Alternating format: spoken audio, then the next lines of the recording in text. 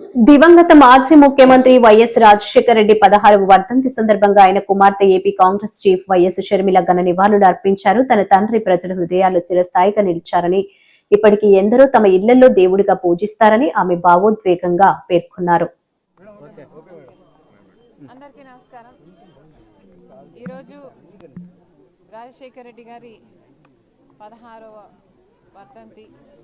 ఈ సందర్భంగా ఇక్కడికి రాజశేఖర రెడ్డి గారికి నివాళులు అర్పించడానికి ఎంతోమంది అభిమానులు ఈరోజు ఇక్కడికి రావడం జరిగింది. వారందరికీ కృతజ్ఞతలు చెప్పుకుంటూ, రాలేకపోయిన వారికి కూడా రాజశేఖర రెడ్డి గారిని ఎంతో ప్రేమించిన వారు ఎంతోమంది ఉన్నారు. ఎంతోమంది కోట్ల మంది ప్రజల గుండెల్లో రాజశేఖర రెడ్డి గారు ఉన్నారు. వాళ్ళ ఇళ్లలో దేవుల పటాల పక్కన రాజశేఖర రెడ్డి గారు పెట్టుకున్న వారు ఉన్నారు. ఆయన అద్భుతమైన పథకాల వల్ల లబ్ధి పొందిన వాళ్ళు ఎంతోమంది ఉన్నారు. వాళ్ళందరికీ కూడా రాజశేఖర రెడ్డి గారి మీద ఉన్న వారికి ఉన్న అభిమానానికి మనస్ఫూర్తిగా కృతజ్ఞతలు చెప్పుకుంటున్నాం. మరొకసారి ఈరోజు మనందరము గుర్తు చేసుకోవాలి, రాజశేఖర రెడ్డి గారి అద్భుతమైన జీవితం. దేవుడు రాజశేఖర రెడ్డి గారిని ఎంత గొప్పగా వాడుకున్నారో. 16 సంవత్సరాలు అయిపోయినా కూడా ఇంతమంది గుండెల్లో రాజశేఖర రెడ్డి గారు ఇంకా బ్రతుకున్నారు అంటే అది సామాన్యమైన జీవితం కాదు.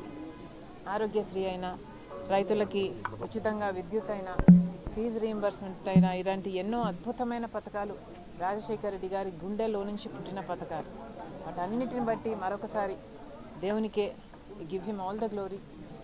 అండ్ ఇంత అద్భుతమైన జీవితం రాజశేఖర రెడ్డి గారికి ఇచ్చారు. అందును బట్టి ఇంత ఆదరణ ప్రజలు రాజశేఖర రెడ్డి గారికి ఇచ్చారు. అందును బట్టి అందరికీ మరొకసారి కృతజ్ఞతలు చెప్పుకుంటూ, మరి ముఖ్యంగా రాజశేఖర రెడ్డి గారు చనిపోతే ఆ బాధను భరించలేక, ఆ నిజాన్ని జీర్ణించుకోలేక ఆయన వెనకాలే దాదాపు 700 మంది వాళ్ళ ప్రాణాలు వదలటం జరిగింది.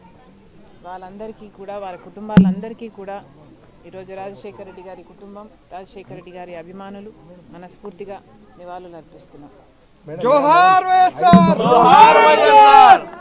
అన్నమయ్య జిల్లాలో నిన్న సీఎం చంద్రబాబు నాయుడు గారు పర్యటించారు. అన్నమయ్య ప్రాజెక్ట్ అన్పొలిటికల్ టుడే నిన్న ట్వీట్ చేయడం